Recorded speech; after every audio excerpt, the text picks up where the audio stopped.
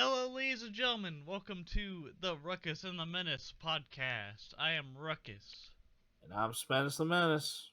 And tonight, or tomorrow, or whenever you decide to listen to this amazing sports podcast, we are here to dive in to this week's sports news and other things in between the NFL, baseball, and basketball. And me and Spinnis are going to now bring it to what we have been doing personally as far as outside of all that realm. So, Spinnis, what have you been up to? Well, other than obviously delving into the new Madden, it's preparing for the transition of the closing on the house and trying to figure out all of those little details as now we prepare for my fiance to move up here.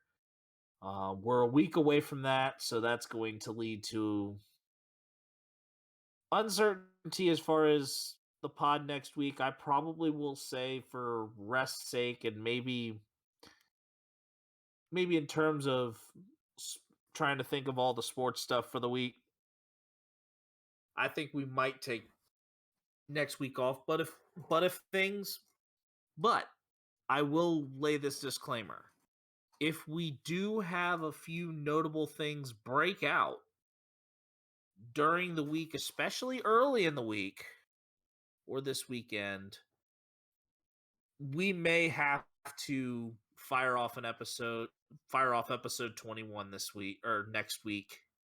And it would not include the 2-part NFL preview that will be starting on August 31st, where we will go through, and we'll probably pick the conference that we'll go through probably closer time, probably over that weekend before.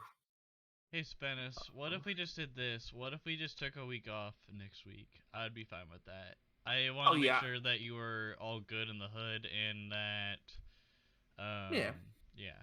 So let's just I've so for viewers, let's just just expect no episode on Thursday, and this will be the last episode until then, or until the well 31st. I was giving the conditional if something notable breaks out that we definitely should cover.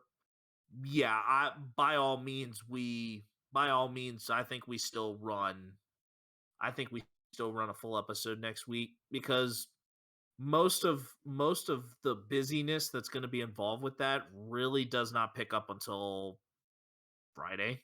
So if that's the worst of it, then I just didn't then want to I'm make a rush into it. It was all I was saying. I got you. That's why I said it's like if something definitely does break out, we'll be ready. Yeah. But other than that, I've kind of messed around with some board games with some friends. Nothing too crazy or off the cuff. Some little bonfire last night. Did you Nothing cook some wieners? S'more. I had a s'more, but that was probably about it. My last bonfire I ever did was they had like a bunch of hot dogs on a piece of wire, and they just cooked them in the bonfire, and then you just got to. It was delicious. Let's just say that. Oh yeah, But usually the s'mores are the ultimate go for, especially when you're doing it like during the evening and you've got a whole bunch, like a vast amount of kids that eventually you're regulating, trying to get them to properly play a game of tug of war without hurting each other. well, yeah, because they're like roided up on sugar, my dude. That is true. Yeah, they're gonna beat the either they're gonna roundhouse each other or they're just gonna it's a chocolate talking, my dude.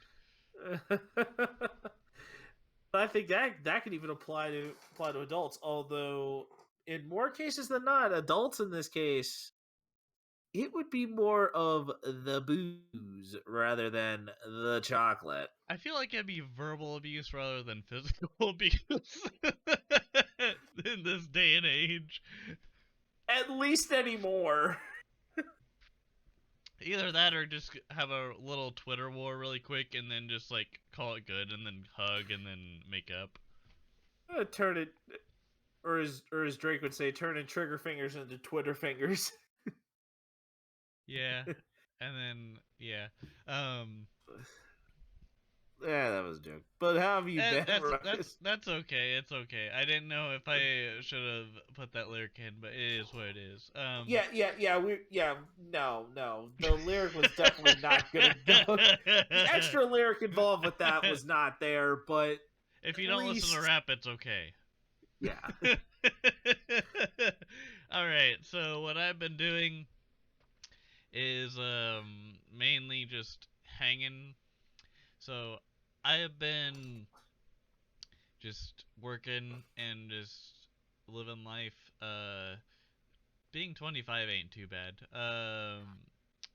As far as TV shows I've been watching, I've been still kind of on the Eastbound and Down craze. It's kind of hit or miss because I don't know if I still like the show.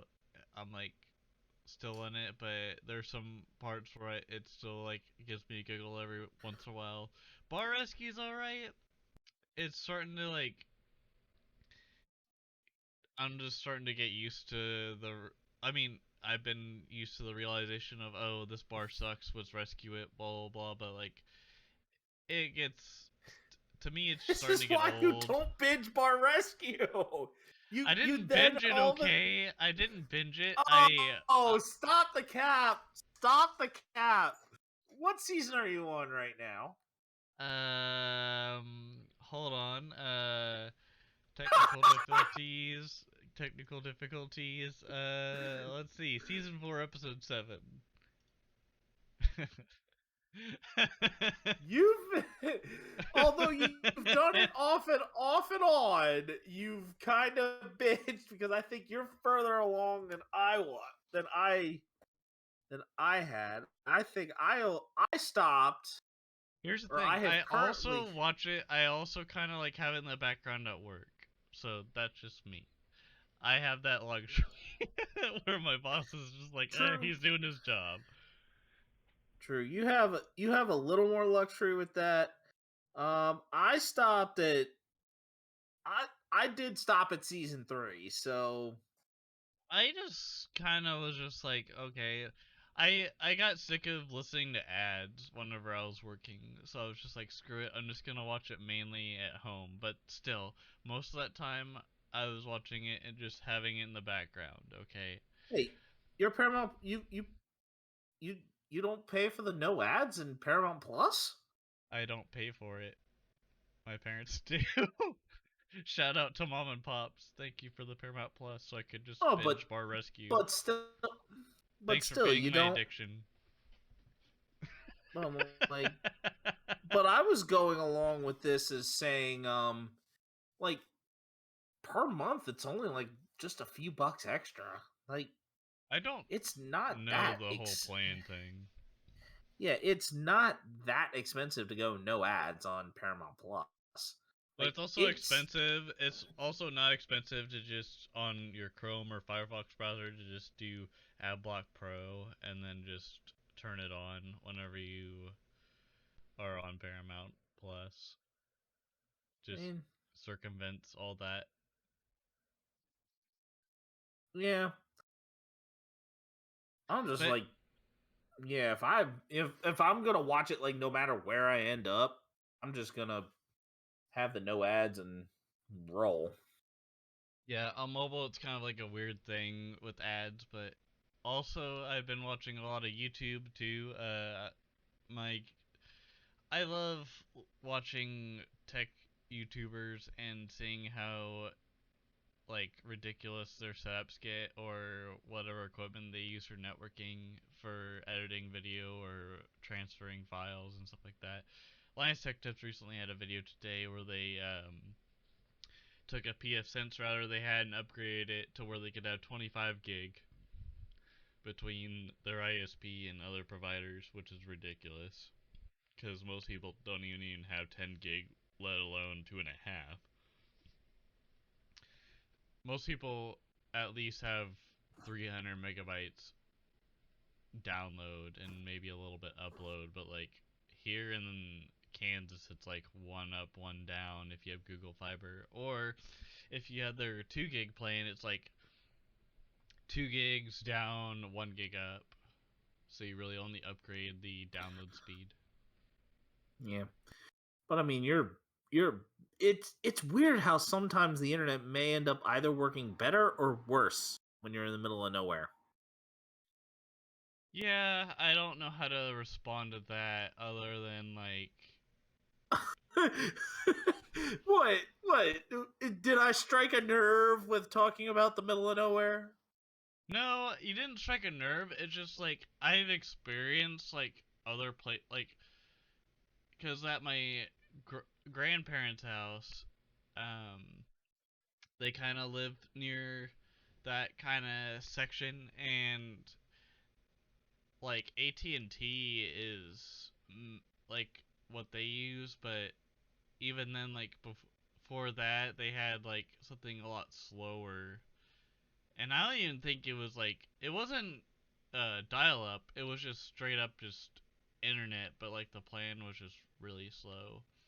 I don't even remember how slow it was, but I remember growing up, I had like whatever Spectrum was before that, or like whatever the local one was, and we had this router, and our download was like maybe 5 megabits a second, and the router was like this little router that you would just like kind of prop up. It wasn't even like super. I wouldn't even say like sophisticated. I don't know. It was bad enough to the point where when I started playing Titanfall on my Xbox, I would have to be directly connected to the router just to play Titanfall. Oh, the early days of DSL and broadband internet. Also, shout out to my dad for helping me with that whenever I was trying to troubleshoot why I couldn't play Titanfall because I was pissed off. I was like, man, I paid this amount of money for the game and I want to play it, damn it. And then we ended up upping the plan. But yeah, like it was insane to me, like what our internet plan was, and then now it's like, okay, we have fiber, so it is what it is. But yeah, like in like the rural areas, it's definitely a lot less than what we have in the city. For Yeah, that's for sure. because you're right in the city of, like, you actually in the city of Kansas Yeah, City, yeah, as yeah, in yeah, like yeah. I'm in a Kansas. suburb of Kansas City.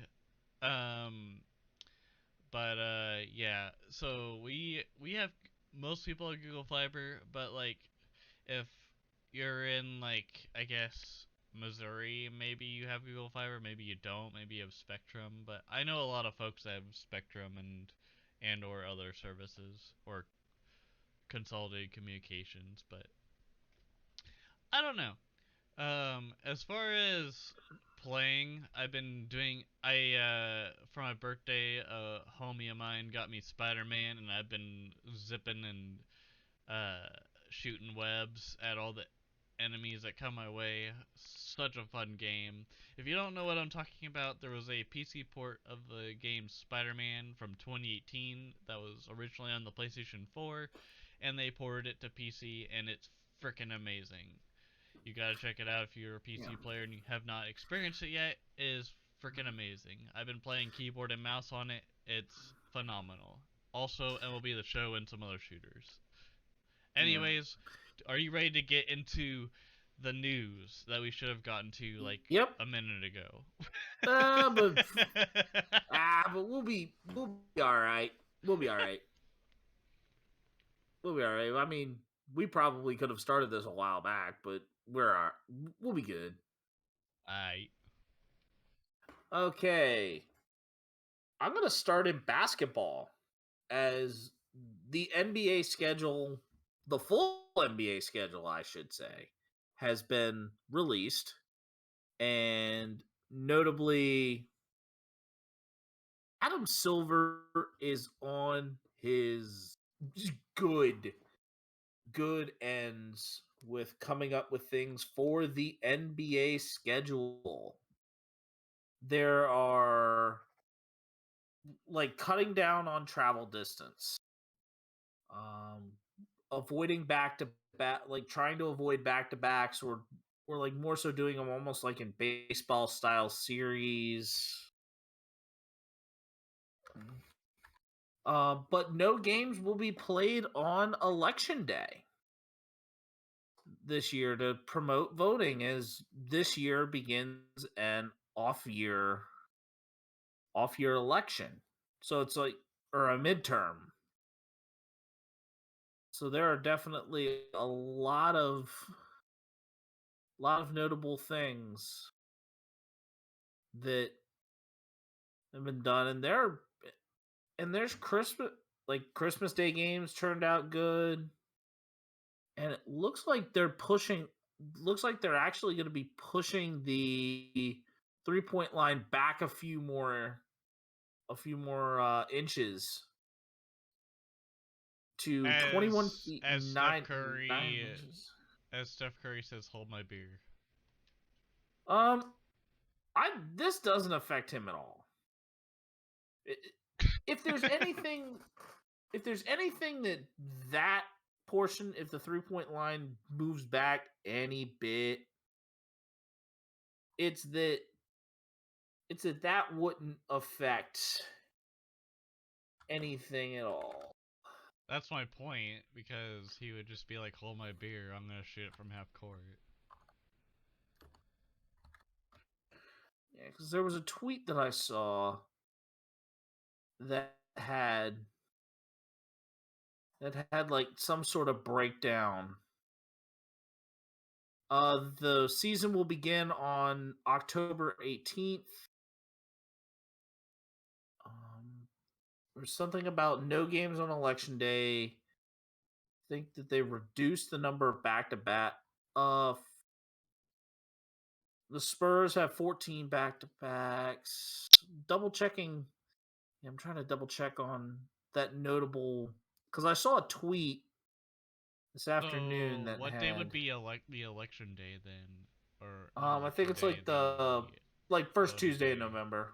Oh, okay, that's what I thought. Yeah, I just didn't know, like, for the midterms. I was yeah, curious. yeah. The same day that it would normally be for a presidential election.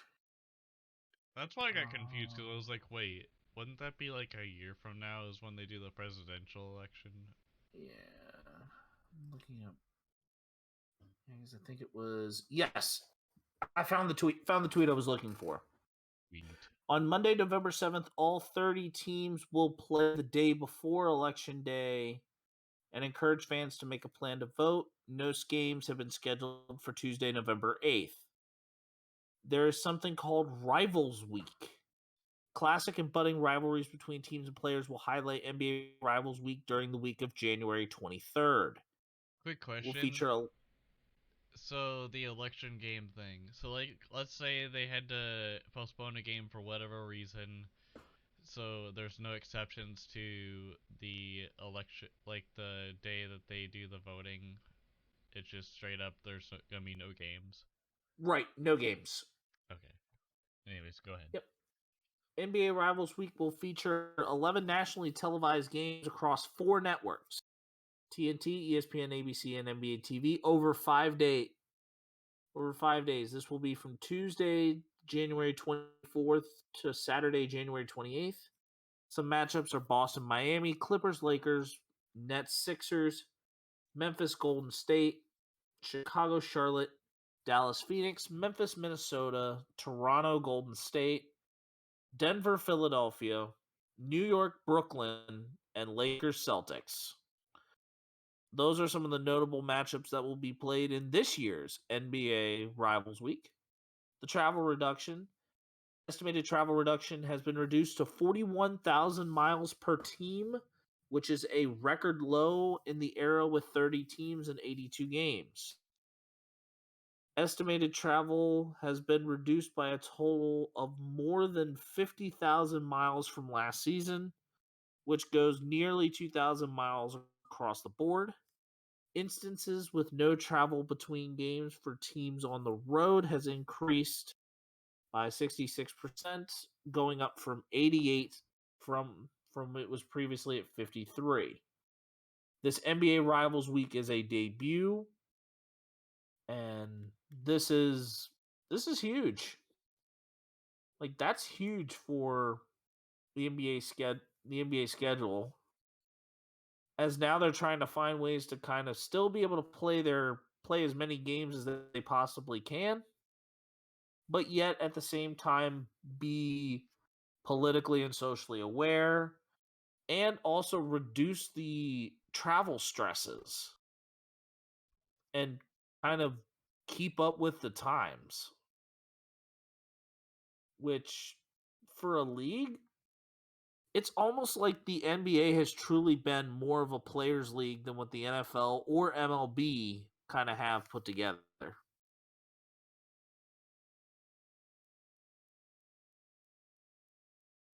Any That other whole takes on that, Ruckus? that whole time I was thinking that they could have, like, you know how this is like kind of unrelated, but like in college basketball, like during Thanksgiving or like the Christmas, like the holiday Oh, you times. have mixers. Oh, you have all sorts of mixers and invitationals and that, but you really can't do that in a pro league.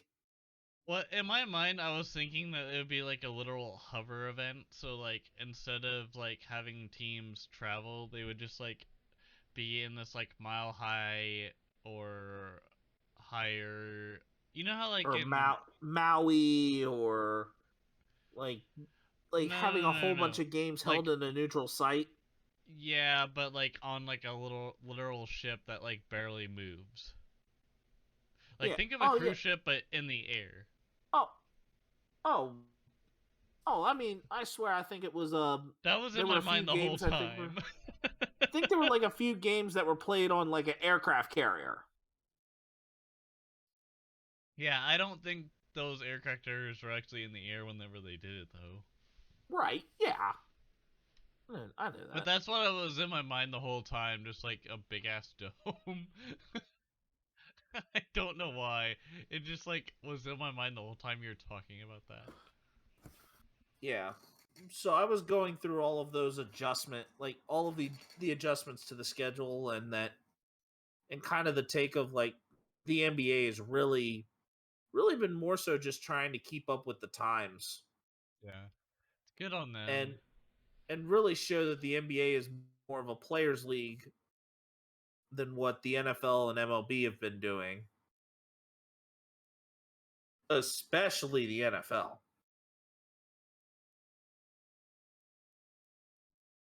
Alright, you ready to go for Oh yeah, some other stuff? yeah, let's go. Yeah, let's go baseball, because I know that there's a lot of stuff centered around baseball, and notably two player seasons have come to a screeching halt, or at least two additional players now. I mean, One by suspension, and the other by an injury. Joey Votto is out for the season to repair a torn rotator cuff. The question is, Ruckus, have we seen the last of Joey Votto as a baseball player? from what I recall from his interview during the Field of Dreams, he asked his late father about continue. Or actually, no, it wasn't even his late father. I think it was also Johnny Bench during the interview about whether or not he was going to continue in the major leagues. It probably was his father, but anyways, his whoever he talked to said just enjoy it while you can, and that's what he told the Fox Network guys that were talking for the Field of Interviewing him, Dreams. yep. Yeah, I personally think this is the last, because if he's lasted this long, he'll keep going. But it wouldn't phase me if he decided to say something later on, obviously not now, about his retirement, but he's played a long career and he's done a lot. No matter if his team went to a postseason and won the pennant or not, he's had a good career. Okay. So notably here, that Joey Votto will turn 39 on September 10th. The To me, I think that if this rotator cuff does not heal as well as what great surgeons can do with it, I think Votto will retire. I think Votto probably may be for the best potentially retire. And I think what really is great about Joey Votto is that he spent his entire career with the Reds and has really been an incredibly disciplined player. I wouldn't be surprised. I don't think his numbers justify completely enough to say Cooperstown. But he does have an MVP under his belt. Actually, he actually has one MVP, a few All Stars,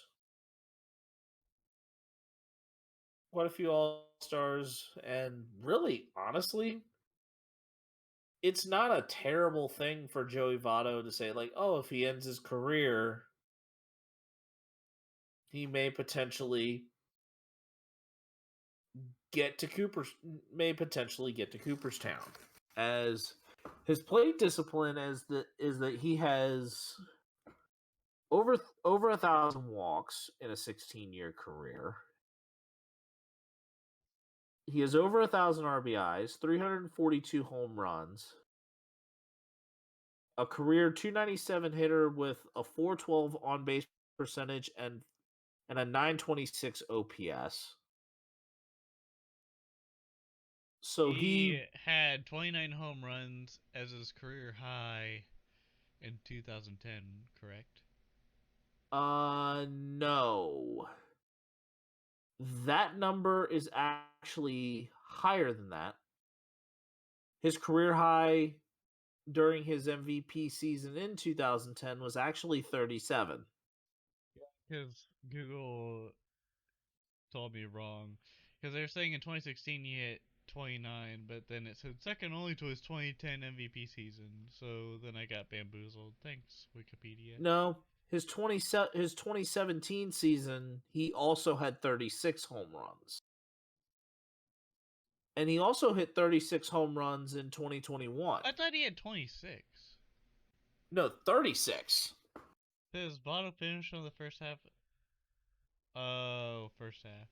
See, this is where reading comes in. Yeah, I'll just go Yeah. by your word. So he's really but he's a very consistent like 20 home run, like maybe about 15, 20 home runs a year.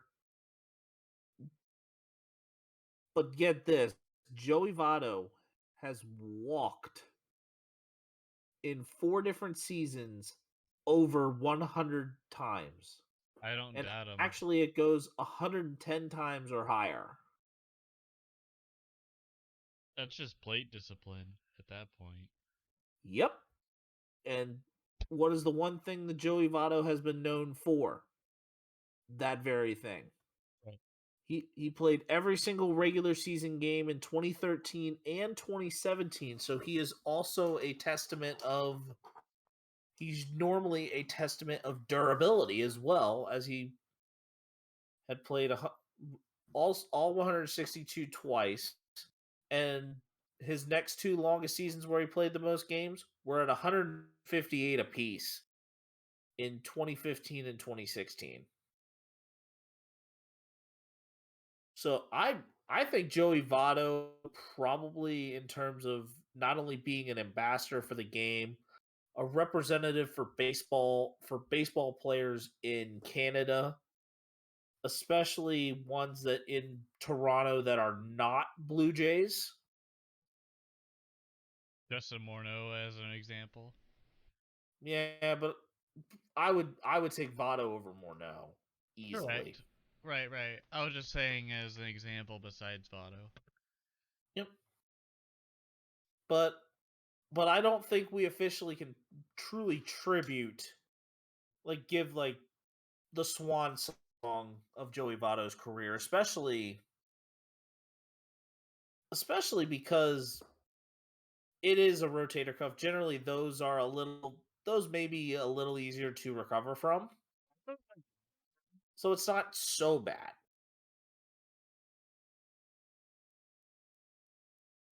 And as we go from one unceremonious exit to another, as Fernando Tatis Jr. received an 80-game suspension for violating the performance enhancing drugs policy for something that clearly, like, the reasons behind it, him getting busted, seemed to change like from day to day as they were going about the story. Well, the question is, did he knowingly do this or not? I mean, let's be honest. If whatever doctor or whoever decided to say like, hey, this. I don't honestly know the whole story. I just know he was suspended for the PEDs. I saw a random article about his dad saying it's not Fernando's fault, but at the same time I didn't really read it. Uh, uh, but at the same time, if something is tested positive for something and it was done by the MLB itself to like test it and they saw it, obviously they had to obey the rules that they put in place, no matter what it Yep, is. yep. And does this affect his legacy as a player? And the answer to this is clearly obvious. Absolutely. But Yep. I think this also boldens. It puts a few more things of it in bold. Of which, for me, I really highly thought that Fernando Tatis Jr. I mean, he had a lot of potential and a high ceiling, but even with all of like the stuff leading up to it, I found Tatis to be highly overrated. Right. And really he was known for being very much like an evil Knievel on the base paths. Unfortunately, the major injury that he had involved a motorcycle.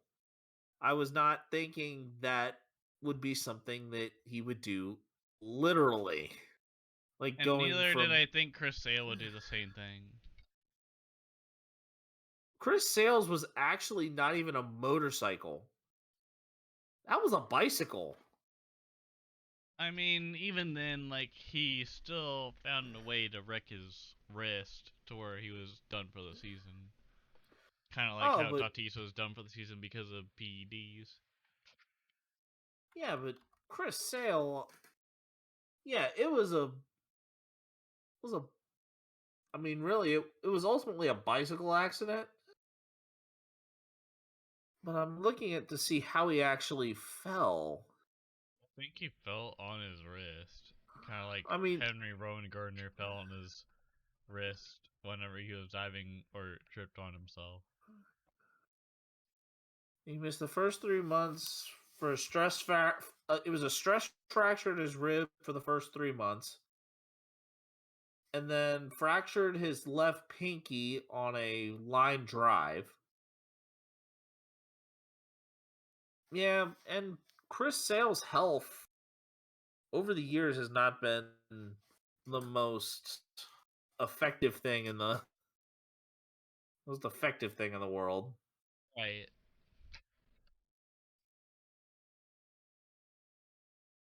And there's and the oh yeah, the big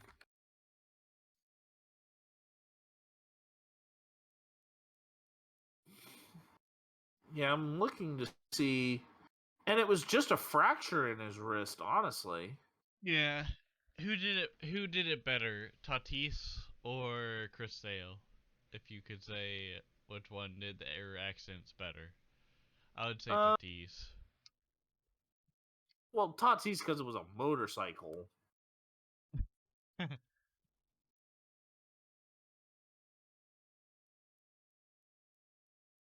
but it was just like Sale. Sale just has had so many injuries since signing with Boston, and is it really a mistake? Probably because we really haven't had very much of that pan out. But but it but whenever we have had him, Sale has been still great. He's been lights out, my dude. He's been solid for us whenever we've had him. It's just all these times where we don't kind of really are trash. Yeah. Anyways, do you want me to And go while into we've said the and while we've said goodbye to some seasons, now we say hello as Brett Beatty was set to be called up and hit a homer in his debut. If you are a Mets fan, what kind of excitement do you think Brett Beatty is going to bring, especially over there at third base? who was occupying third base before him? Was it I think it might have been Eduardo Escobar. because now you bring another option to Wardo at that point because he could play first or DH or whatever, if unless he was Well, playing poorly. I think it allows a little more flexibility to move Eduardo Escobar. Um,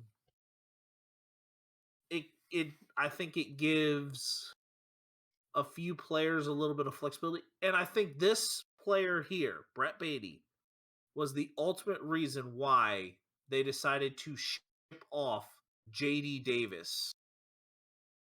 Yeah, Was because of Brett. They shipped off JD Davis because Brett Beatty was coming up into the wings to take over the third base spot and for potentially sure. be the best third baseman the Mets have had since David Wright.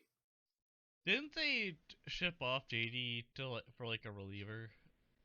I think that was the Darren Ruff deal. That's correct. Right. Yeah, it was the Darren Ruff deal. I couldn't remember if it was a batter or a defensive pitcher. Yeah. And now Um, the Texas Rangers have fired Chris Woodward and their president John Daniels. The Rangers now, I think, are in official rebuild mode. They sit at 52 and 64, 10 games back of the wild card race. So they are kind of starting to lose a lot of steam. I kind of disagree with that. I think they're in regroup, not rebuild, because you still have the contracts of Corey Seager and Marcus Simeon. Both have not like shown a. I mean, they've shown a little bit of steam, but here's the thing: you still had to figure out whether or not you want to trade or um, use them. But but you also have to build around them. But I think it's more of a regroup because here's the thing: you had the same thing happen last year with the Red Sox. You lost your. Didn't you lose your GM to Dave Dombrowski, which was the new GM, or was this like Well, a couple years ago you after lost that? we lost it. That was about a couple years prior. That's what I was That was thinking. about a couple years prior because that was an off season. That was an off season thing. Yeah. Like this was So actually during the season. So this really so what if the Rangers end up going for the guy that was the Tampa Bay Rays G like president, and then whoever shows up for the Rays shows up. Like I'm just saying hypothetical, but like honestly, I think it was good that Chris Woodward was fired at first because he got butthurt last season because Tatis hit a grand slam whenever it was like a unwritten rule, and was just mad that his team sucked ass. But at the same time, like, the dude didn't show up, even when he had two big names and many others on his team. Like, come on. Like, use what you got. Yes, we could talk all day long about how Mike Matheny is a bad manager, this and that, but Mike Matheny is stuck to it, and even though he's gotten a lot of grief for it, like, he's shown up with the rookies he's had. Correct me if I'm He's wrong. Mike Matheny is also a World Series champion. correct. I believe so, at least. Yeah, I believe Um, Mike Matheny is a world champ. with the Maybe not as a Cardinals. manager, but I definitely know that he had to have been one as a, or at least might have been at least like near one as Yeah. a player. At least Chris Woodward would wish that No, he is he not could a have he that is not a World success. Series champion. Yeah, he would wish that he could go onward, but obviously he's onward already because he's been fired. But Yeah. Bob Melvin is actually the San Diego Padres coach, anyways, because like their coach before Bob Melvin was also not on the same page either with the team, and Yeah, because I think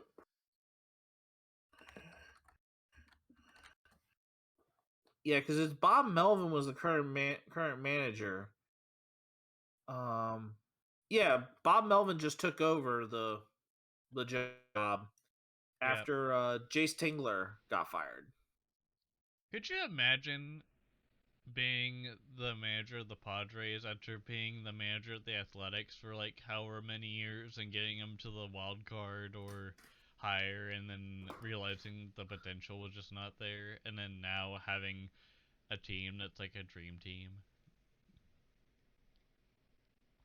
Yeah, I mean, Bob Melvin did luck out Could you when it imagine the came. dopamine going into his brain?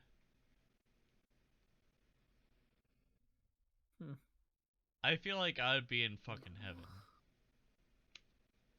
yeah, because I mean, he had the Mariners, then the Diamondbacks, then the A's. He had the A's job for the longest time,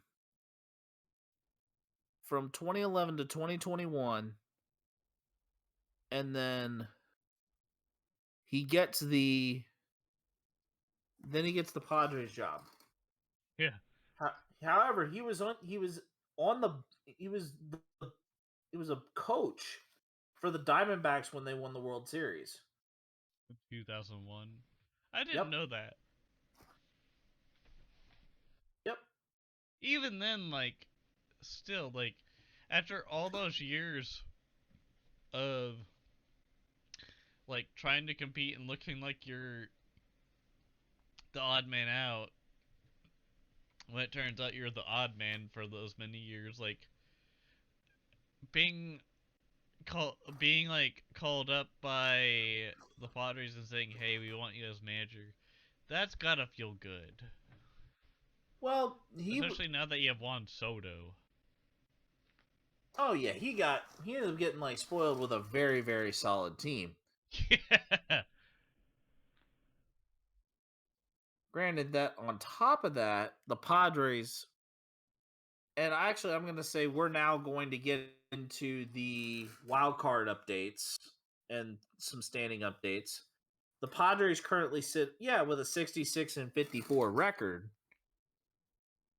and they basically will be sitting in the third wild card spot where if the season were to end today, they would be playing the Philadelphia Phillies.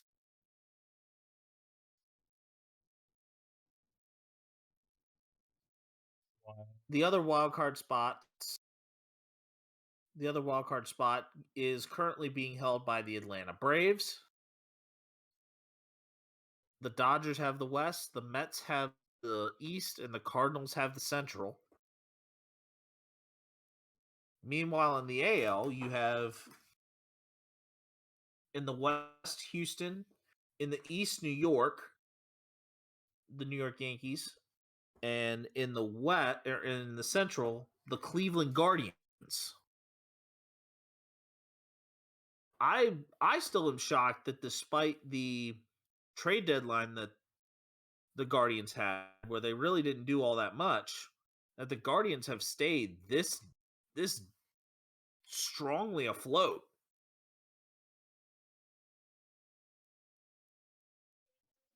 Maybe they And had then to the take out their weakest link, which was Reyes, maybe.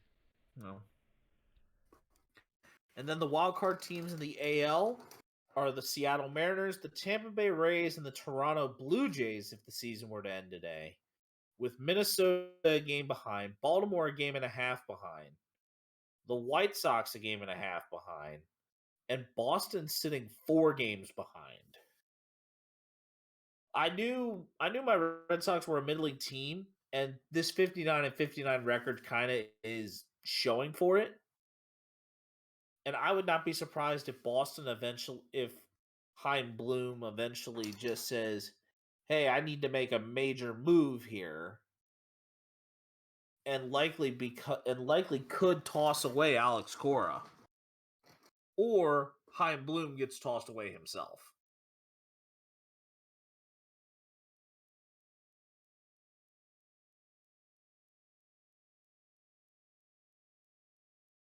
But now the major football headline is that Joe Burrow will be going through an appendectomy due to a ruptured appendix.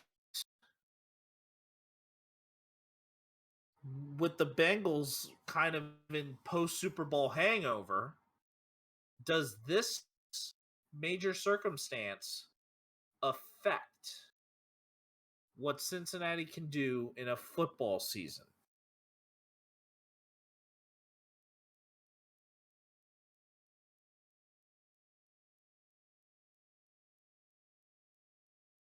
If you're asking for my advice or my opinion, I would have to say not a whole lot. Honestly, it probably just helps the health of Joe Burrow as a quarterback, and I don't see any problem with it. I think aiding the health of your franchise quarterback is, yes, a huge move. Especially like if the season before he went to the Super Bowl, he was getting getting like literally murdered out there without the offensive line that he could have had, and having and then suffering a season-ending injury. However, I think this is no deal. Not as big of a deal as what anybody thinks. Because, yeah, Burrow has to get this done, but the recovery time shouldn't be too bad that he has his timing completely disrupted, as the rapport has already been developed with most of his major receivers already. So I don't think it's as majorly of a concern, other than that they're keeping their team healthy. Yeah.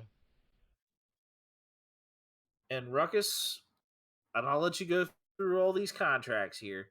We had 3 new deals going into this episode today.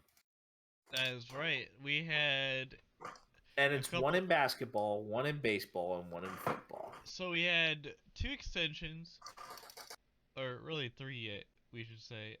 LeBron James from the Los Angeles Lakers getting a 2-year, $97.1 million extension with his LA Lakers. We have Michael Harris II getting his 7-year, $72 million extension from the Braves. And then we got Darwin James Jr. getting a new deal as well as a 4-year, $76.5 million extension with the Los Angeles Chargers. Yep.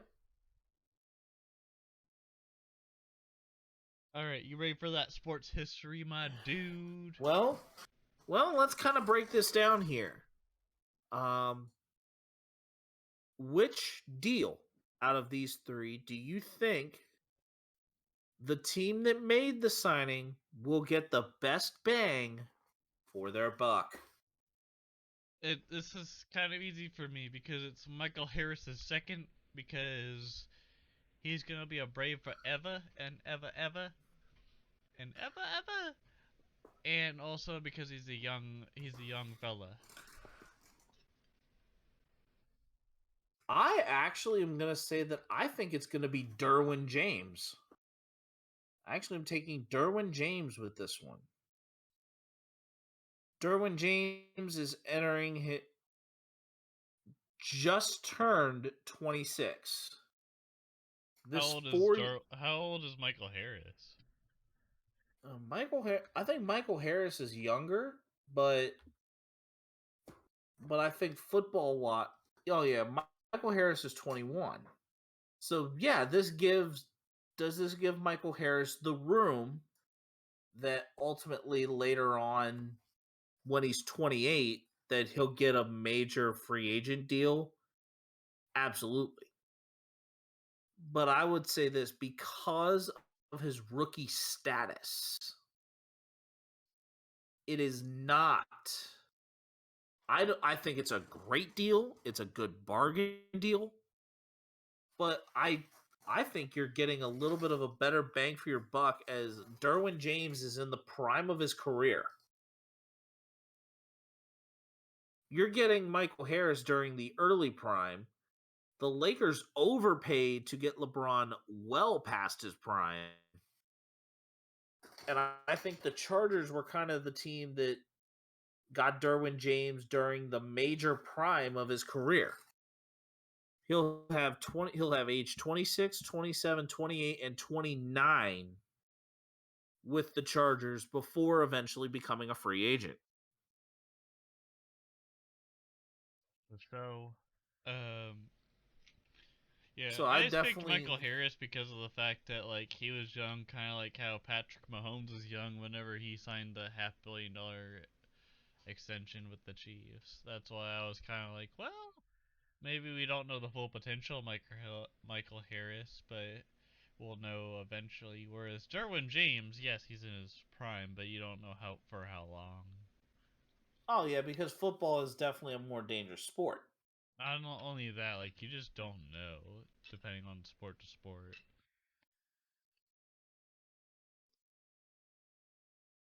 Yep. And now that we've kind of talked about the futures of these players, let's now go a little bit back into the past as sports history. All of these events that I will be speaking on, which there are only 3 today, occurred on August 17th. August 17th, 1973, Willie Mays hit his 660th and final home run of his career. In 1987, Muhammad Ali makes the Ring Magazine's Boxing Hall of Fame. And this is a notable one. This day in 2008, Michael Phelps gets a gold medal number 8, winning in the 4x1 100-meter relay with Aaron Pearsall, Jason Lezak, and Brendan Hansen to pass Mark Spitz's 7-medal mark at an Olympics. And I'm sure we probably would know to this day where we were or who we might have been with when Michael Phelps did this. You probably were a much younger kid, but I Dude, definitely I was like in straight up elementary school when this happened, and honestly, I was like, woohoo, America, USA, USA, USA in my living room, but at the same time, it was like, cool, good for you, Michael Phelps, whatever. I was I was getting ready to start my freshman year of college when We were this really straight up like, USA, USA, right? Or wrong? and I knew the value of what this was because this seemed to be the one thing that every single reporter at NBC was talking about. of whether or not Michael Phelps was going to be able to do this. You mean mainly Bob Costas? Well, mainly Bob Costas, but I'm sure that there were other commentators along the NBC line of people that were there at the Olympics. Yeah. Yeah. So that as a whole, to me, says that Bob Costas was solid at being able to prevent that from to prevent talking about things too much. But at the same time, this was notable. This is groundbreaking because in 2004, Michael Phelps got close to this, and this was hype built up for 4 long years, and he did it.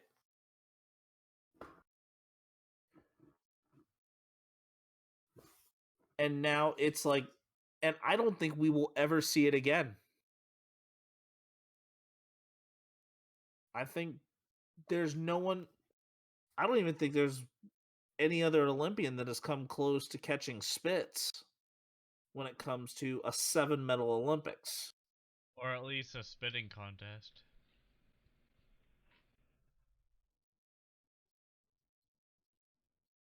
Really? Sorry. I mean, it says it in his last name. Like, who knows? Yeah, but I think that joke just hacked a loogie and kind of flew out at the wrong time.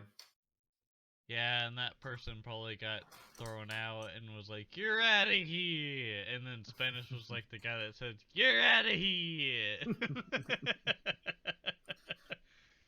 Yeah. Anyways. But due to this being a little bit of a slower weekend in sports, we have decided not to do a high heat this week. So we're going to go straight into setting the lineup, which was our weekly segment where Ruckus and I have a type of scenario, whether it be a would you rather, a rank 'em, a start bench cut, and we focus on the debate of the decision. If you have any suggestions for this, mention them to us through the comments section of our YouTube channel, Ruckus and The Menace. This week is a would you rather. And the magic question, would you rather have as a running back in today's NFL, Kareem Hunt or any of these suitors of running backs? We're going to keep this in Cleveland to start. Kareem Hunt or Nick Chubb? I'm gonna have to go with the Chubster. Nick Chubb. Okay. I think for me, durability wise, I think it favors Hunt here. But if you're gonna talk like including the baggage that came along with the mistake that was already made, I think I would take Chubb. Honestly, Jonathan Hunt well, is a two-tier player. He could play. He could be a punter or a running back. But there you go. that again, I think the problem is that I think you kind of run this off of like too many tired jokes at times. It's like this was such like a dated concept. Yeah, that's just the Chiefs fan in me. But anyways, let's move on. But Jonathan Taylor, Youth wise and leg wise, Jonathan Taylor. I'm going to say Kareem Hunt on this basis. That, yeah, youth and legs favor Kareem Hunt. Or no, I mean Jonathan Taylor. But I think that the experience in being able to do all of the things that the back can do for a sustained amount of time, though shorter than what Taylor had ever done it with, I am going to, for now, say Kareem Hunt. But maybe within the next couple of years, it'll slowly shift its way to Jonathan Taylor. King Henry. Derrick Henry. This one's kind of a tough one because as a Chiefs fan, it's pretty easy to stop Derrick Henry, and it's kind of hard to stop Kareem Hunt unless But Kareem Hunt for me. Derrick Henry. Alvin Kamara. Honestly, why not both? Just kidding. Alvin Kamara. I will take Kareem Hunt in that situation there. Antonio Gibson.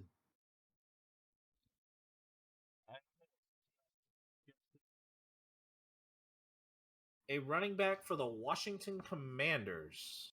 All right, I'm going Antonio Gibson. The fumbling problem will plague Gibson. However, I am going to take Antonio Gibson on this one. Elijah Mitchell. Mitchell, yeah. Cordarrelle Patterson. I think I'm going to take Kareem Hunt. Christian McCaffrey. Kareem Hunt because he didn't get injured as much as he injured others. Durability, I think it favors Hunt. Or Hunt durability, I think, is ultimately his biggest advantage. Right. Aaron Jones. Or should we say just pretty much Aaron Jones, A.J. Dillon, the Packers backfield? I think you skipped a couple because you have CEH. Oh yeah. I just kind of didn't. I just looked and I found like that pair. It's fine. That pair. Okay. I'll work my way up. Don't worry about it. Let's go to Aaron Jones. Don't worry about it. I'll work my way to those others. So we're on Aaron Jones currently, correct? Yeah. Okay. Well, Aaron Jones and AJ Dillon. Okay. I'd definitely say Kareem Hunt over Aaron Jones. Say Kareem Hunt over Jones, but maybe not Dillon. Yeah, I paired the Green Bay backs together. Because the next one I'm gonna do is the Denver backs. That's fine. I was just like honor. Yeah. Oh yeah, I went a little off the cuff there. It's okay. And now we go to the Denver pair: Javonte Williams or Melvin Gordon, or Kareem Hunt. Let's say Javonte Williams and Melvin Gordon for sure. Yeah, I think that one's a little more solid toward favoring the Javonte and Melvin. Saquon Barkley. As far as injury prone, I would say Kareem Hunt is better than Saquon. Only for that. Yeah, I'll take Kareem Hunt there too. Christian McCaffrey also has been dealing with those injuries as well. Right. Austin Eckler. Eckler over Kareem Hunt. Yep. I think though Kareem Hunt can do the same things, Eckler's faster. Clyde Edwards-Helaire. CEH. I feel like if Kareem Hunt didn't do what he did legally or illegally, I feel like Kareem Hunt would have probably been a Chief still if he didn't do what he did. So I'm gonna say Kareem Hunt over CEH. Yeah, I think I'm gonna take Kareem Hunt, but it is close. Right. Dalvin Cook. Dalvin. Injury history does affect my decision going with Dalvin.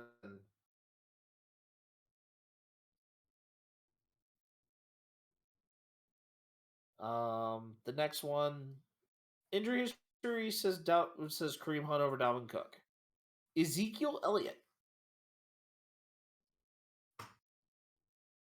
I'd just say Hunt on this one because Hunt has only been legally taken down for one thing, whereas Ezekiel is like worse than Kareem, so I'd have to say Kareem Hunt. I'm gonna take Kareem Hunt as well. Um, and then last but not least, the two backs, James Conner, Najee Harris. You can just do them both individually, one by one. James Conner and Najee. All right, I am going Najee and and I'm actually going Najee and Kareem Hunt as well. I'm taking Kareem Hunt over James Conner. All right, and now that we've set the lineup, we now go to the simulation where this week the All Madden edition of Madden came out, and we both have gotten a little bit of a feel of what Madden this year for the next gen consoles is going to look like. You have any thoughts so far, Ruckus? Uh, Personally, I feel like all they did this year with this year's Madden is make the old Madden versus the just getting started Madden look better than the others, other than really just trying to make the game a little bit easier or harder depending on how you prefer with the quarterback situation. Oh, skill based passing is a fun new mechanic. I don't really like it as much. I'd rather just have the classic, but in all honesty, I think they spent more time just trying to make uh Mr. John Madden look better or worse, however you interpret it for this Madden, because it was obviously The paying first tribute to posthumous him. Madden, yep. And they did an incredible job with that. I Yes, they think that did. I'm not discounting that. I'm just saying they could have done a whole lot more just based off of that. Because here's the thing: EA has had a bunch of bad Maddens in the past, and they just need to focus more on that, and also focus on the fact that their PC port has been on the same current gen that Xbox One and PS4 has been on, and obviously PC is more superior than those two, and they should also get the same next gen treatment that PS5 and Xbox Series X has gotten. Just could saying. be an issue of funding for that, I th- especially for PC to do a lot of those more technical technical type of things. I think it's more the issue of resources That besides is just true as money. well. I think it's just the fact that they feel like people on PC are just going to pony up because they're just like, screw it, I just want the next roster update and just want to buy it. But personally, I just wait till it was half off and then I would just buy it then. Yeah, I will admit I picked it up, but I realized I'm surprisingly liking it. I like the skill based passing that I play with placement only, but it's a fun, unique mechanic that lets you get some more difficult throws thrown off without getting them picked. And it has its challenges, and So the I can PC deal port with it. has its challenges where it's not with the next gen crowd, and they could have added more depth to it by bringing the next gen version to PC as well, because PC only has the Xbox One and PS4 version of the game, which doesn't have the next gen mechanics like you're talking about, which I feel like they could have added towards that too. But that's Yep, all I'm gonna say about that. yep. All right, we ready to move on to the next thing? Yes, sir. All right, so the last remaining thing in the simulation program, Field of Dreams program, is coming to a close.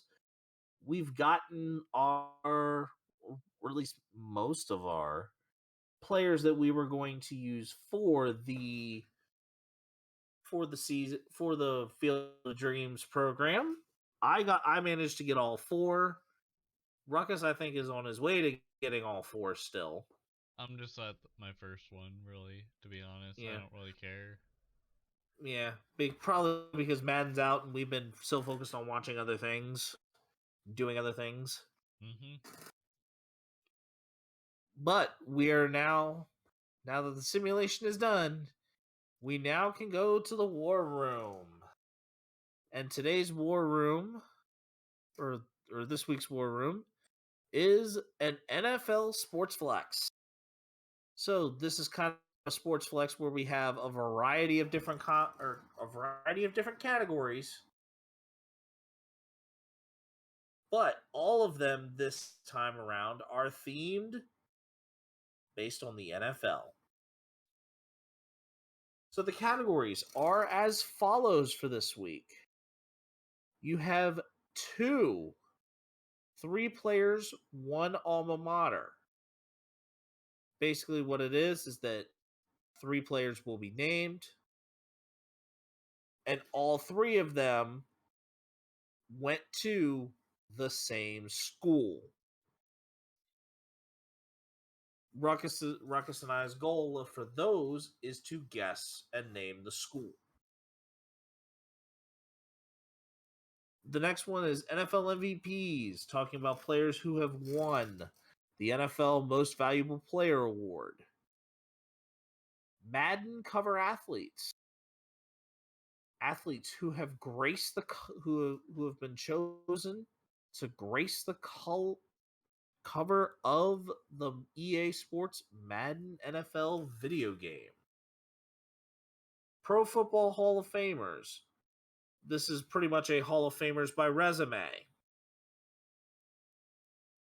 And then we each chose a niche category, where I chose Odd Man Out wide receiver core edition, where Ruckus will name about 4 or 5 players that were a part of that may or may not have been a part of a wide receiver core together.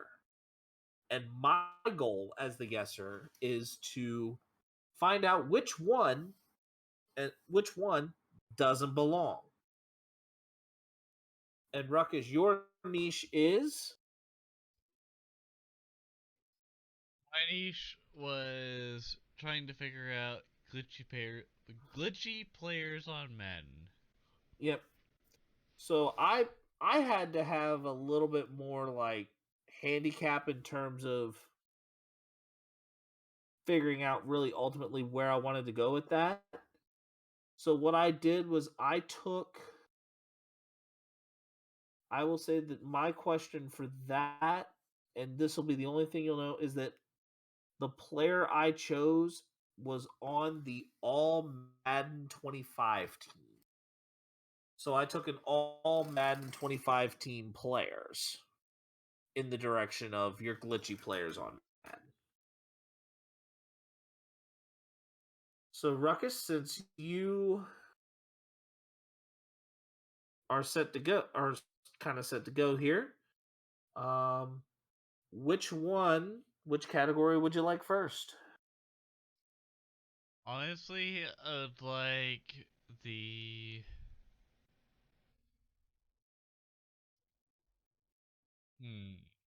I would like the NFL MVPs category. NFL MVPs. Okay. So the question here is the 2010s. The prominent thing was that just about every single year that an MVP was recognized, it had gone to a quarterback, except one. Name this player and the team that he played for when he won the MVP award. Year Oh, although I think that What the team do you year play for? probably you're having to name the team. You're having to name the team that he played for, so I can't give you that one. And the magic year was 2012.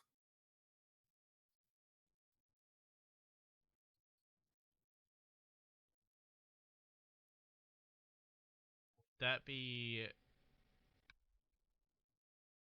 Tom Brady? Nope. Remember, remember the clues of the question. The 2010s featured just about every single year. The 2010s, the MVP had gone to a quarterback. You are naming the one that was not a quarterback. So the correct answer in this case, Adrian Peterson of the Vikings. Oh. Yes, you said you were naming the MVP that was not a quarterback. Sorry if that question kind of fooled you a little bit there. How the game goes, dude. Yep. Or at least I thought that one was one of the easier questions in my set. I think I also am going to go with NFL MVPs. Alright, alright. Okay, here's NFL MVPs. In 1995, this quarterback had over 4,000 passing yards with Green Bay. What was the magic year? 95.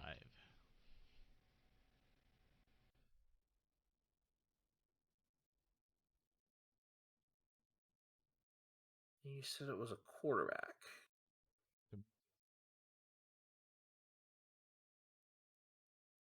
95. Brett Favre?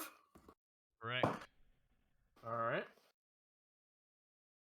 Okay. So now, which one will you go for now? Let's go with Pro Football Hall of Famers. Pro Football Hall of Famers. Okay. I will admit this one was a little difficult, but I did kind of give you some pretty reasonable clues here. This Hall of Famer from the class of 1977 is a 4-time Pro Bowler and a 5-time All Pro and a member of the NFL's All 1960s team. He was the Rookie of the Year in 1965 as a member of the Chicago Bears, where he only had a career from 1965 to 1971. Billy D. Williams was also known for playing Lando Calrissian in the Star Wars franchise. Played this running back in a TV movie called Brian's Song about his relationship with a teammate suffering from terminal cancer during a time where integration was not primarily a thing, as the two became the first interracial roommates in NFL history. Walter Payton. I did have one more clue that ultimately may kind of guide you here, and I intentionally skipped it for that reason. The Kansas Comet.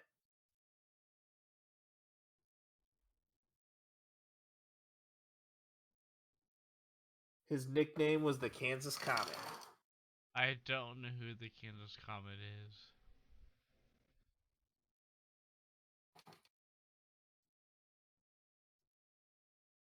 Had you ever not heard of Gale Sayers?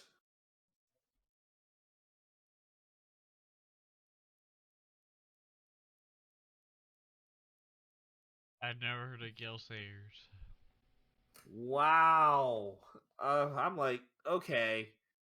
That one might have been probably a little bit of a high degree of difficulty.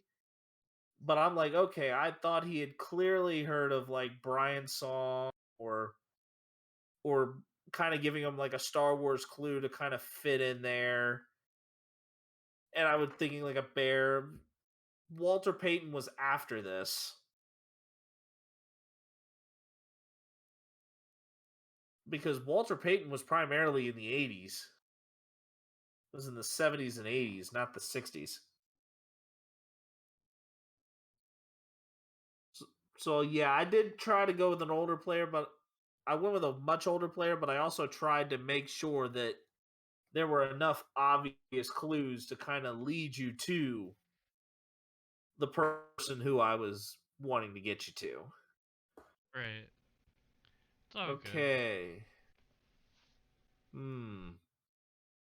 Three players, one alma mater. I'll take one of my first two for that. All right. For this alma mater, it was these are wide receivers, obviously. So Marquise Brown, C.D. Lamb, and Charleston Rambo. This was 2018. Oklahoma? Correct. Yeah.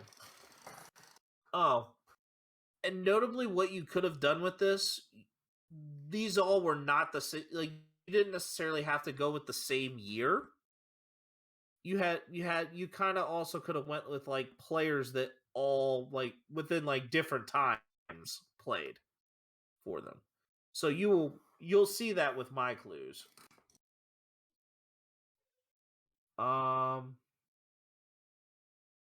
so I'll let you go ahead and go. So it NFL should. MVPs. You've already done your NFL MVPs. Okay. Pro Football Hall of Famers. I've probably already done. Correct. Yep. Those are the two you've already done. We'll just do NFL alma maters then. All right. So three players, one alma mater. Would you like A or B? Whichever you want to do first. Okay. Deion Jones, Joseph Adai, and Andrew Whitworth. Purdue. What was that? Purdue. Can you hear me? If I would have Purdue. told you that both of my that both of, if I told you that both of my answers for the alma maters were the SEC. So think the southeastern United States. Deion Jones, Joseph Adai, Andrew Whitworth.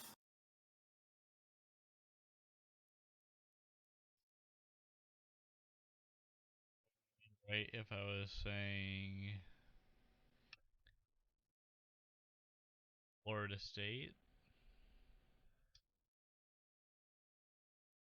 The answer for this one was Louisiana State, LSU. Ah. LSU. Um, I'll go ahead and take my second one as well for that category. Alright, so your wide receiver class would be Oh, Cornell. Go yeah, ahead. and you did not have and for the NFL alma maters for the alma maters, you did not have to do wide receivers for that. That one was just for your odd man out. Okay. That's why I was saying like for those you could have gone with like any position. Alright. Um, I'll go T. Higgins, Cornell Powell, and Justin Ross. Oh, this one was good. Because I think T. Higgins went to a smaller school.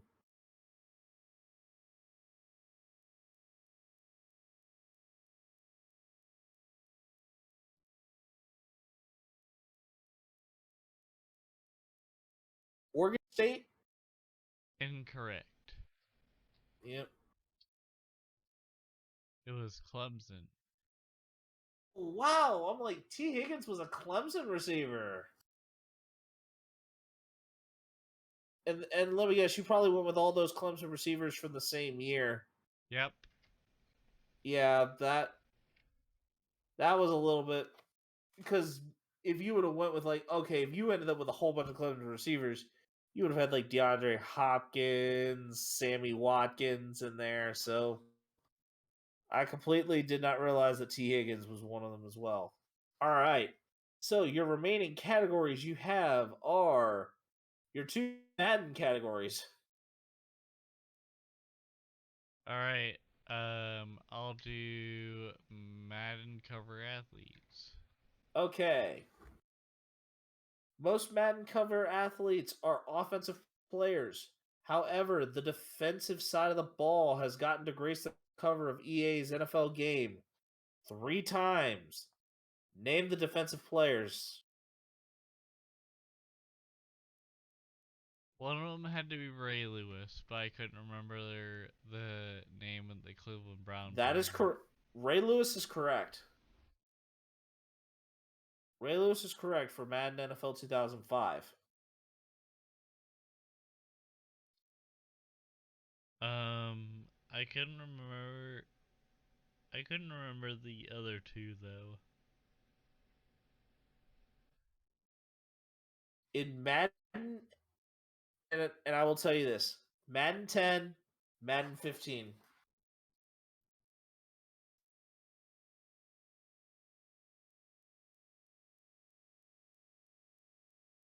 Yeah, you did not have to like you were like, okay, that may have given a little bit away, but you were probably gonna kind of need it. I don't know, to be honest, because I only knew Ray Lewis and the one Browns player that I can't remember off the top of my name.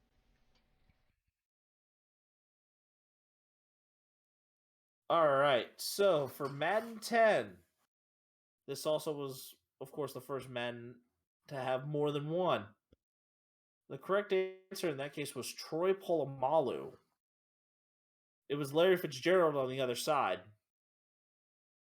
of that. So, and it was the first time that Madden had two cover athletes. And then in 15, Madden 15, Richard Sherman. Oh! So I it was was thinking Ray. of the Browns player that played, like, on another one, because I knew Richard Sherman was on one. Peyton Hillis was Madden 12. That's what I was thinking, because for some reason I thought he was defensive. So is I'm Sherman and who else? Troy Polamalu. I didn't even think he was on a Madden cover, to be honest. And yes, you It, can it sound the comments. yes, it was the split. It was the two-person cover with Larry Fitzgerald on the other side. Oh well.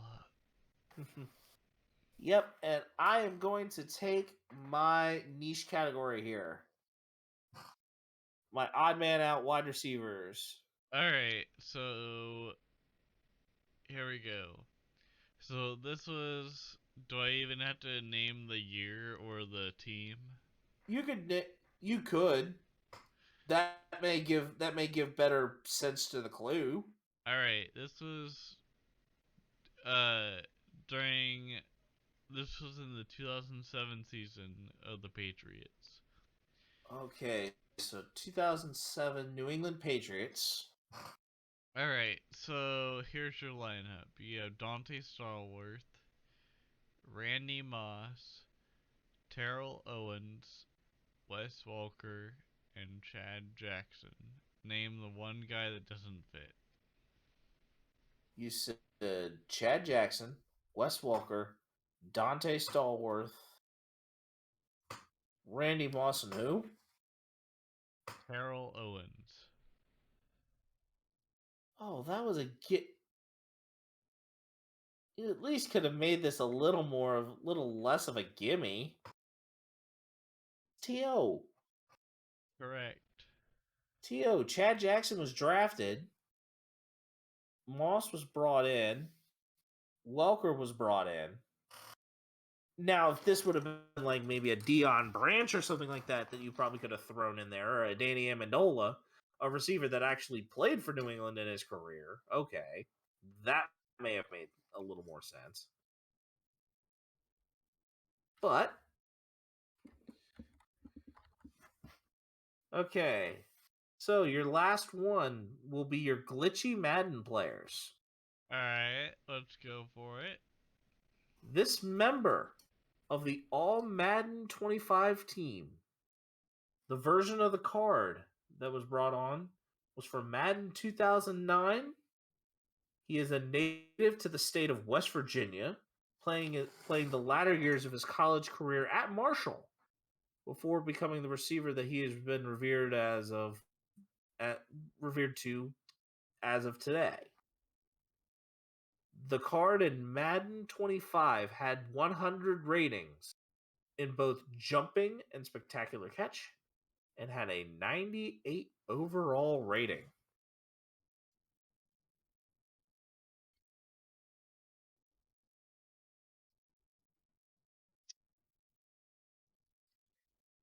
That one's a rough one because you said Marshall University. Mm-hmm.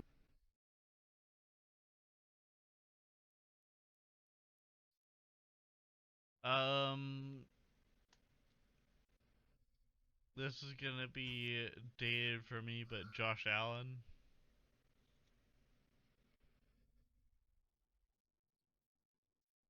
Didn't I say that this was a wide? Didn't I also say that this was a wide receiver?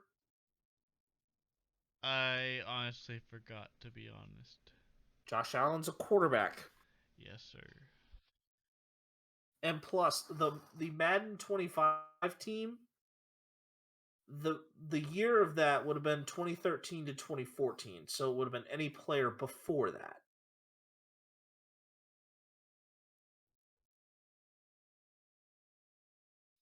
Who was the player?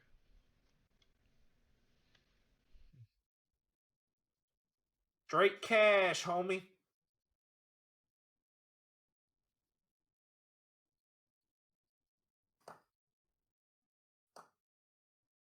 Was giving you a clue with that. It's like talking about fines. It's like you doesn't write checks. Pay him in straight cash, homie. Yeah, It's I Randy wouldn't have Moss. gotten that. Randy Moss. Oh. And now my last one is Madden cover athletes. You still have 3 players, one alma mater left. Okay. Alright, here we go. This cover athlete came off a breakout campaign in 2000 as a quarterback of the Vikings. And this was the first game that came to Xbox and GameCube and featured the Houston Texans for the first time. Name that cover athlete. That would be Dante Culpepper. Be Dante Culpepper from Madden NFL 2002. Alright, hit me with the next one. All right. Are you wanting your 3 players, one alma mater? Oh, wait. Yeah, you've only got one left. Yeah, 3 players, one alma mater. And then Right. I have my Pro Football Hall of Famers. Terrell Davis, Marcus Stroud, Matthew Stafford. Detroit Lions. It's a college. Oh! So that would be Stanford.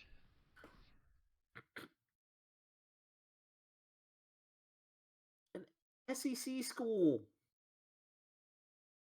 Terrell Davis, Marcus Stroud, Matthew Stafford. Matthew Stafford should be the giveaway here. Right. I thought he was Stanford, right? Or no? No.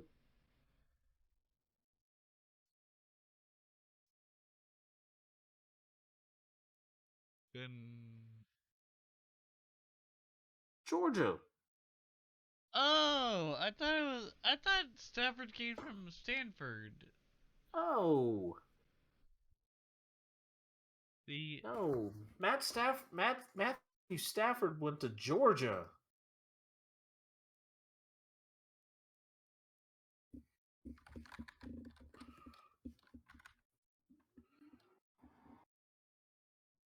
I mean, was born in Tampa, Florida, went to high school in Dallas, and played his college ball at the University of Georgia. I mean, interesting. he now plays in a California based, or he now plays in a team that's in California, but even then Stanford is more Northern Cal.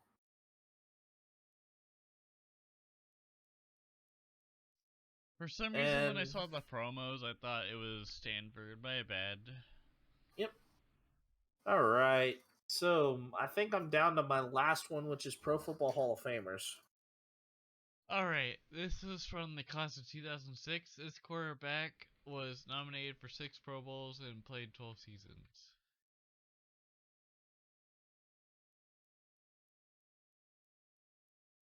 Is there more Also, to it?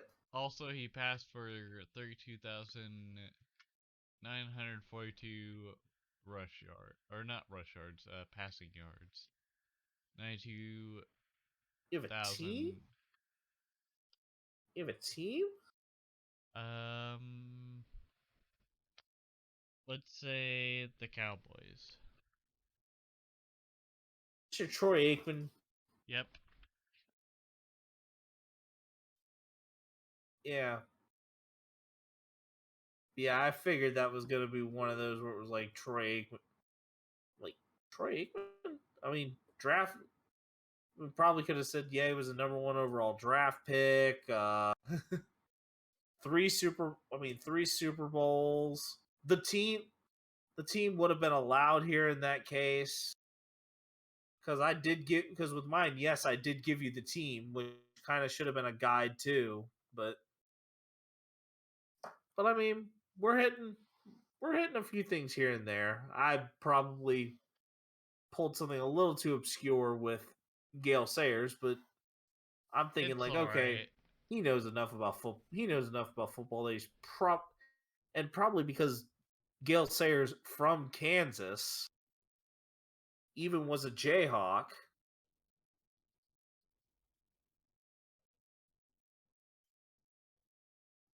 So I'm like, okay, the lore of the Kansas Comet should probably could have very well gotten to him. It's all good, dude. Yep. But now to the weekly stud and dud, where we kind of look at the best and even the worst of the week. Ruckus, I know you had no honorable mentions this week, so we'll let you roll quickly. Alright, so my stud had to be the Kansas City Royals first baseman, Vinny Pasquantino, being named the AL Player of the Week. And with that, the dud had to be the New York Yankees because of the fact that they have lost 5 straight series. And to be honest, they've just been not producing a whole lot like they should have with the talent that they have. All right. My honorable mention stud does involve the New York Yankees, but it's the fans for turning Yankee Stadium into a barber shop during the game where the Bronx Bombers were getting faded out by the Rays. There was a fan who ended up getting a haircut in the bleachers. But my stud is Tommy Pham for beginning to hit his stride in a deadline deal to Boston, which Boston had a very strange trade deadline. But throughout the weekend, I think it was that Yankee series with the Red Sox, Pham was hitting dinger after dinger after dinger. My honorable mention dud is more so because of the tired Houston Astros sign stealing trolling, as Dylan Cease of the White Sox was trying to intentionally balk to get Alex Bregman away from behind him at second base and send him to third to try and prevent some sign stealing and trash can banging, as the trolls would say. But I think the biggest dud happened pretty much about a few hours ago when David Vasiga of the Dodgers radio crew was working on writing down the Brewers mascot slide at American Family Field, crashes into the crash pad very awkwardly, mind you, even watching the clip, and he ended up with a broken wrist. Well, number one, why in the world are you even on a slide that is meant for a mascot? I mean, slides are fun and all, but there's a time and a place where it might not have been your best move. You dud. All right, Maybe they Ruckus. wanted to experience it for the first time. I don't know. I think it is. I think it is actually something that would be pretty cool. Like it would be a cool experience, but I'm like, there is no way that I would necessarily want to do, because the slide doesn't give you very much of a landing area. It's just a super hard crash pad. Right. If you end up with like a false move, you end up like that guy. You end up shacking a fool, but yeah. He's shacked a fool. He's shacking a fool. He becomes Tragic Bronson. And before Shaq decides to call the snipers in the building, well, I'm going to go ahead and take us out and say that's all the time we have for Ruckus and the Menace podcast today. I'm Ruckus. And I'm Spanish the Menace. And have a great rest of your day, or whatever you decide for the for what you would do after the pod. Peace. Peace.